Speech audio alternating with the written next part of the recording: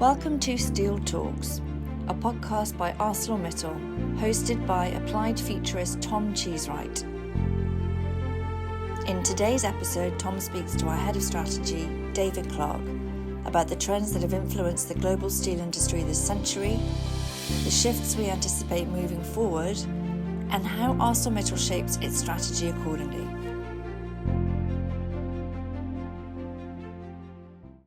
Hello, David. Welcome to the podcast. For the sake of listeners, could you just introduce yourself, please? Hi, morning, Tom. My name is David Clark. I'm the head of strategy for ArcelorMittal globally. Fantastic. David, how would you characterize the steel market right now, and how did we get here?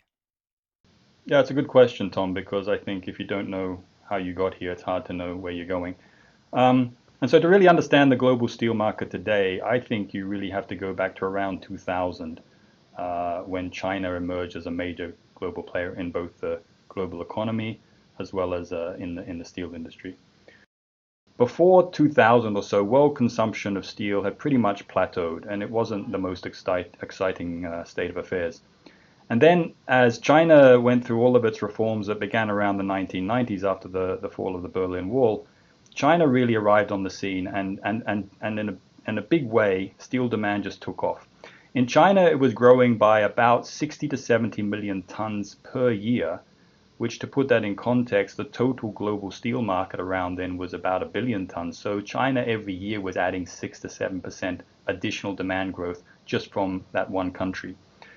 But the challenge was that not only was the demand booming, but China, quite surprisingly, was able to add capacity at a pace that pretty much matched that. And that amounted to around 10 to 15 new steel plants being built every year, which is an astonishing achievement. And as a result of that massive growth of capacity, by around 2005, they had pretty much switched from being a net importer of steel, so not producing enough to meet their demand, to a net exporter, so having too much steel for the domestic market. So within about 5 years, a market that had been what looked like a huge opportunity for the global steel industry had suddenly become what looked like the biggest threat. And the problem is that China became so big that they just started to dwarf everyone else. So again, to put it in perspective, in 2000, the country produced just under around 130 million tons of steel. 20 years later, by 2020, they were producing over 1 billion tons. So almost a 10 times growth. And 1 billion tons in 2020 represented over half of the world's total steel output. So the implication of that is even if China ships just a small proportion of its steel, and we're seeing today around 100 million tons, which they often argue it's only 10% of their production. Why is that such a big deal? Well, 100 million tons on an ex-China market of about 1 billion tons, it's pretty obvious that can have a massive impact on global supply and therefore on prices.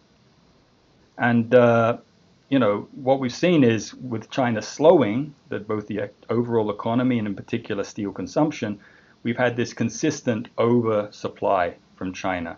And as I said earlier, they're exporting as much as 100 million tons a year. And that's more than enough to drive down prices and really put the whole industry into quite a squeeze.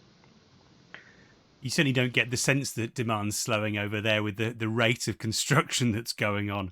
But I guess, yeah, it's on when you're operating on that scale.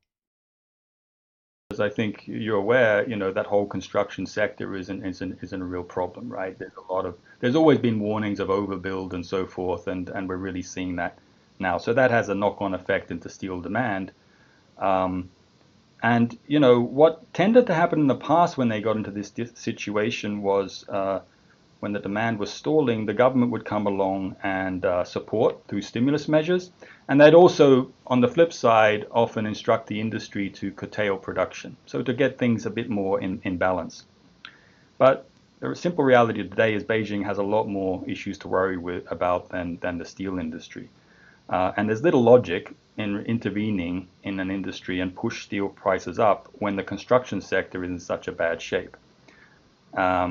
So now, we've had for the last 20 years, Chinese growth, really being the driver of global demand, it's becoming increasingly clear now that Chinese demand has plateaued and will start to trend down. So the big question mark is, what do they do with all that capacity? And if it's not reined in, we will be stuck with this challenge from China for many years to come. That creates a real roller coaster for you, an incredibly fast changing environment. How does that affect a producer like ArcelorMittal, and what have you been able to do in response? So you're absolutely right. It's been extremely challenging, but not insurmountable. And that's why it's very important that we make the right strategic choices um, in response to that. Now, in the first instance, right, when China grew very fast in the early 2000s, I mentioned that they were able to increase their steel production to sort of offset that demand growth. But one of their big challenges was they don't have enough iron ore. So they've had to import a lot of iron ore, and that's been going on for the 20 years or so. They've not been able to match in the same way as steel, produce as much iron ore simply because geologically China doesn't have it. So they've had to import huge volumes from Australia, Brazil, and other countries. And what that meant was that iron ore prices were pushed up very high. And it was one of the reasons why ArcelorMittal, we've always had an interest in owning iron ore assets, because it makes sure that we have a source of our own iron ore, which gives us some cost advantage and ensures that we're not beholden to the whatever's happening in China and what that means for international prices. And what that does is it means that our captive steel assets that we have, sorry, our captive iron ore assets that we have, and the two big captive iron ore assets we have are in Canada and in Liberia. And they have and will continue to deliver good levels of profitability for the company. And as I think you may be aware, in Liberia, we're planning to triple production from 5 to 15 million tons as a way of bolstering that whole increased self-sufficiency on iron ore, because it is a problem that is influenced by China. Now, also, the fact that China has risen in the way it has also shaped our decisions about where globally we want to be competing. So an example that's often raised is Southeast Asia. You look at Southeast Asia, there's 500 million people, very strong demand growth in the ASEAN countries, very strong economic growth. So a priori, you would look at it and say, well, there's demand growth, must be attractive. Why isn't ArcelorMittal in there? And the real issue is that those countries tend not to have any natural resources that one could tap into and create some structural advantage. And secondly, you're right next door to China. So you're going to go head to head competitively with Chinese producers in a situation where, as I said earlier, they have oversupply, so plenty of steel to push out in exports. And that's not a smart strategy to go for. If I then wander around the world and go to the next big source of lots of people, if you like, India, 1.5 billion people, huge growth potential. We've all seen in the recent news and with the recent election, lots of opportunity, lots of optimism about the growth there. So we are obviously interested in that. And what's very different about Southeast Asia is you won't ever see large amounts of Chinese steel flooding into the Indian market. That will never happen geopolitically. And so we're heavily investing in our joint venture in India because we really see that that has legs and the whole Indian economy will grow, and we want to be positioned to take advantage of that. You mentioned India there as a market that stands out when you're doing that sort of holistic analysis. Are there other markets that really stand out and where ArcelorMittal is active that have that sort of tick a number of those boxes as well? Yeah, there are two other markets which we like a lot. One is Brazil, and the other is North America. Brazil is a little bit similar to India in the sense that we have some iron ore, lots of iron ore there, right? India has iron ore. The demand dynamics aren't as attractive as India, but they're decent. It's a quite unfragmented market structure, which means it's not, a bit of a dog-eat-dog world. And they have a decent level of import protection. We've been there for many, many years. We have a good position. We have a very good business, very strong franchise there. So we like that market a lot, and we plan to be there for a long time and continue to grow with the domestic market. Similarly, the United States is a big market, and North America in general. It's a large market. It's a very sophisticated market. Lots of demand for high value premium products.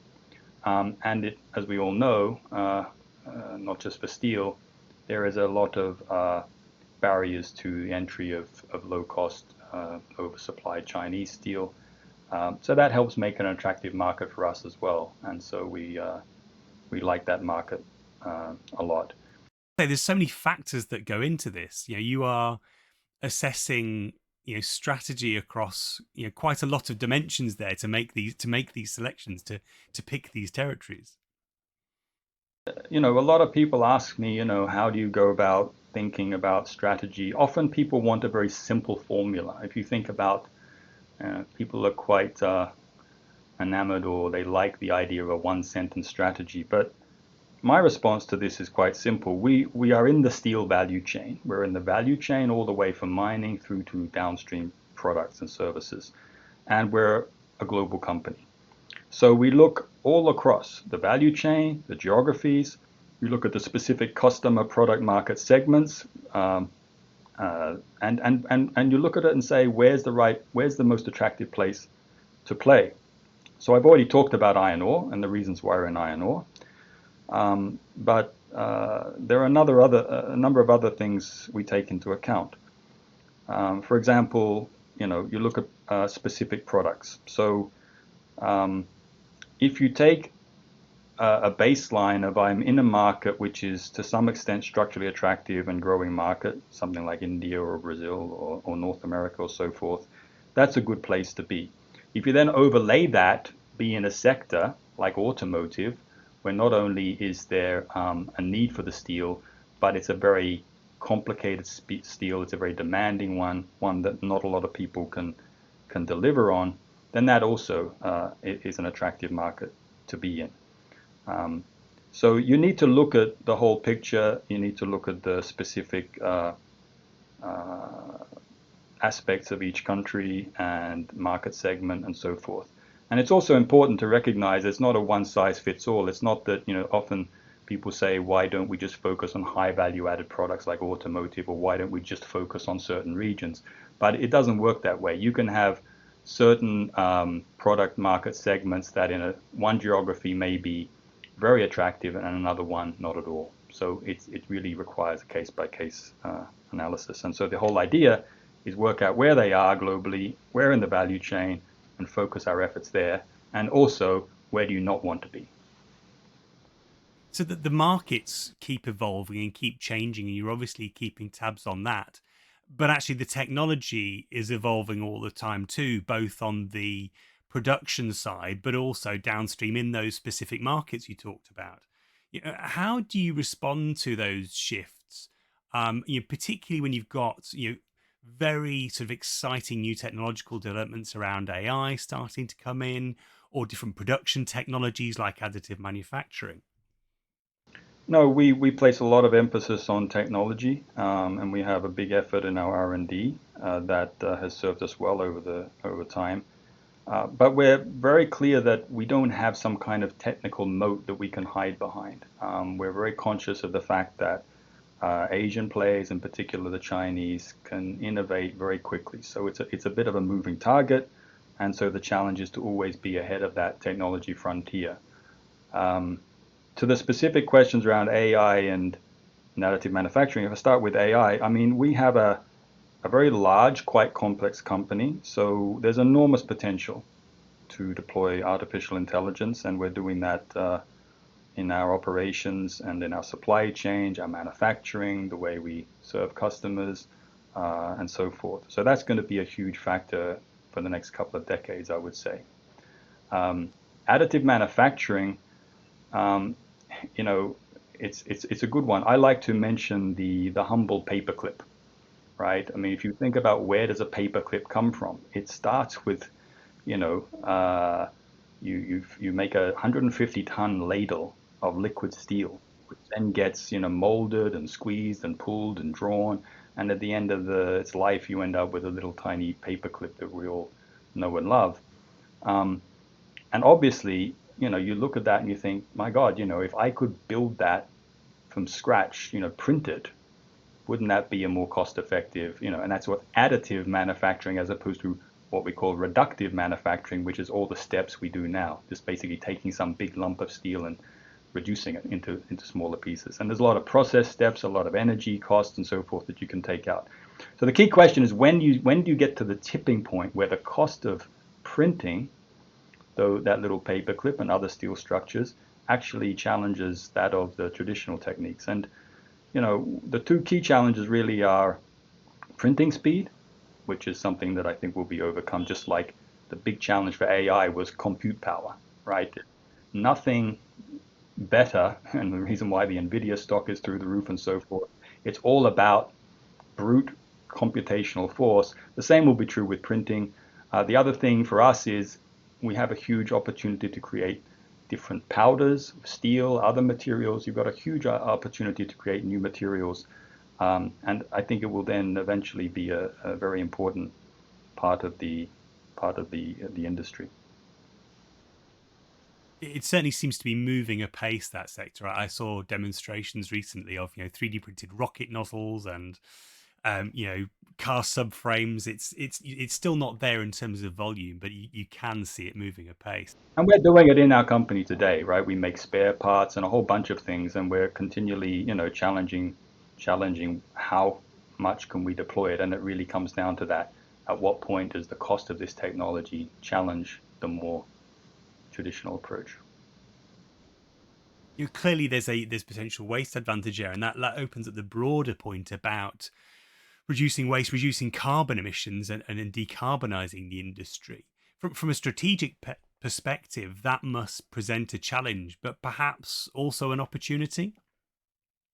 Look, I've always said, I find the topic around this often a little bit overly pessimistic. I tend to be quite an optimist for a whole bunch of reasons, which I won't go into.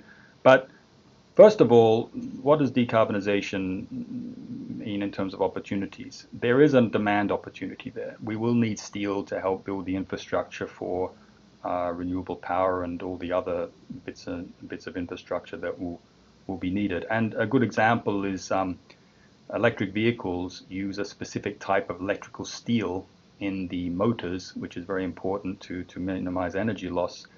And that's a sophisticated product. I mentioned automotive, and that's something that will be where we are present in our joint venture in China. We're present in Europe, and we're planning to be present in other markets soon too. So that's on the kind of demand side, and then it's really a cost challenge around decarbonization, right?